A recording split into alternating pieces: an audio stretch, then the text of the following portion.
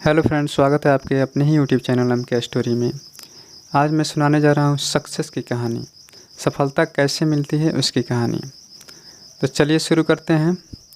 गर्मी की छुट्टियों में दादाजी के पास घूमने आया बालक उछलते कूदते दादाजी के पास पहुँचा और बड़े गर्व से बोला कि दादाजी, जब मैं बड़ा हो जाऊँगा तब मैं एक सफल आदमी बनूँगा। क्या आप सफल होने के कुछ उपाय बता सकते हैं? दादाजी हाँ में सर हिला दिया और बिना कुछ कहे लड़के का हाथ पकड़ा और उसे करीब की पौधशाला ले गए। वहाँ जाकर दादाजी ने 2 छोटे छोटे पौधे खरीदे और घर वापस आ गए। वापस आकर उन्होंने एक पौधा घर के बाहर लगा दिया और दूसरा पौधा गमले में लगाकर घर के अंदर रख दिया। अब आपको क्या लगता है कि इन दोनों पौधों में से भविष्य में कौन सा पौधा अधिक सफल होगा? दादाजी ने लड़के से पूछा। लड़का कुछ समय तक सोचते रहा और फिर बोला, घर के अंदर वाला पौधा ज़्यादा सफल होगा, क्योंकि वो हर एक खतरे से सुरक्षित है, जबकि बाहर वाले पौधे को तेज़ धूप, आंधी, पानी और जानवरों से भी खतरा है। दादाजी बोले, चलो देखते हैं आगे क्या होता है, और वह अखबार उठाकर पढ़ने लगे।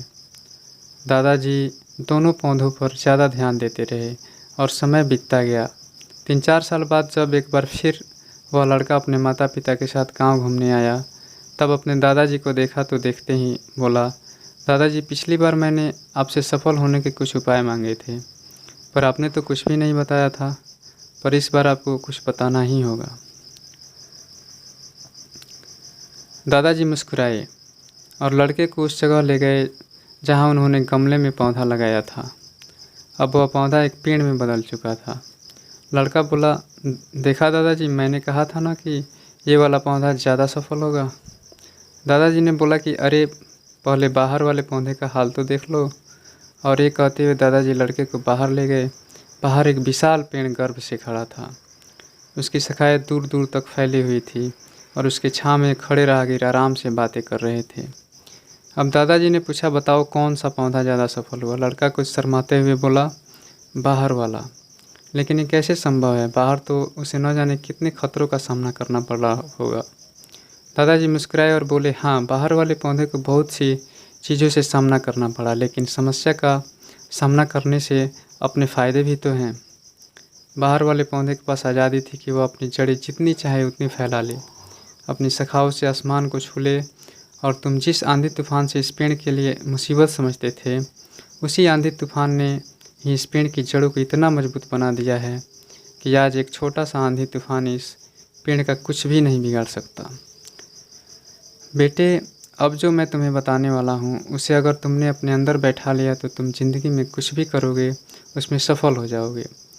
उन्होंने बोला कि अगर तुमने जीवन में सिर्फ अच्छे विकल्पों को ही चुनते रहोगे तो तुम कभी भी उतने सफल नहीं हो पाओगे जितनी तुम्हारी क्षमता है।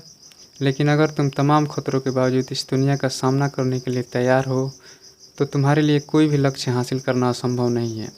लड़के ने लंबी सांस ली और उस पेड़ की तरफ देखने लगा। वह दादाजी की बातों को समझ चुका था। आज उसे असफलता का एक बहुत बड़ा सबक मिल चुका था। ये जीवन में हम जिन रुकावटों को हम जितना बड़ा शत्रु समझते हैं, वही हमें मजबूत और जीवन में बहुत ज़्यादा सफल बनाती है।